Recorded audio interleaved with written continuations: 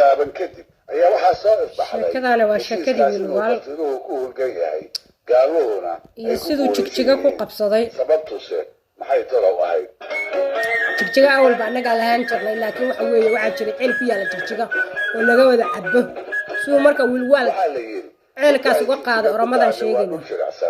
sidaas darteedna ceesha laga qotaayay si fudud bay u duntaa gaaluhu waa berigii ayay yimaadaan ceeshii oo xalay si wacan u maaxatay markaas bay xoolaha ka waraabsadaan sidii kale oo ay doonaanna uga muraadsadaan gelin dambe ayaa la soo gaaraa kolkaasoo sidii lagu heshiiyey ahaa xilligii uu batiruhu lahaa hase ahaatee iyaga iyo xoolahooduba waxay dawda soo gaaraan ceelashii oo cagtii geela iyo isdhafadhaafkii dawlisyadu ay jidciyeen dabadeedna dhowr hormo oo keliya markii ay ka waraabsadaan ayay wada dumaan iyada oo intoodii badnayd xoolihii ay soo aroorsadeen ay ka ooman yihiin qaamihii dhaamankana aan lagu dhibcin waxay isku dayaan inay mar kale qodaan oo ay ciidda dibadda uga soo saaraan waxse ugama naasa caddaadaan maxaa yeelay iyaga oo weli ciid bixintii ku hawlan xoolihiina ay ooman yihiin ayay maalin walba qoraxdu ka dhacdaa heshiiska waxaa laga galay oramada iyo waxa weeye Soomaalida arrintaasi wiilwaal way u cuntay inay ka wada cabi jireen oo ka cawdayna gaalguday uu uga garaabi waayay markaas buu go'aansaday heshiiskii biyo qaybsiga ceelka jigjiga ku saabsanaa inuu buriyo waxa burinaya wiilwaal mahmaahdii ahayd ragciil cadaabku ka doortay intay isdareensiiyeen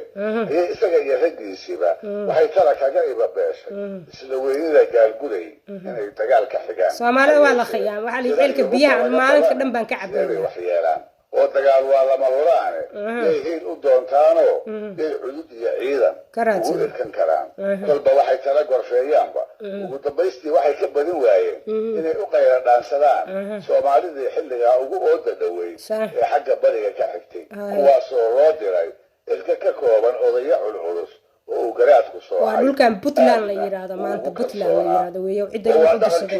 meesha waa jigjiga si gobeed baa ergadaa loo martigeliyey toddobaad markii ay reeraha dhex joogeenna waxaa loo sheegay war ay aad u jeclaysteen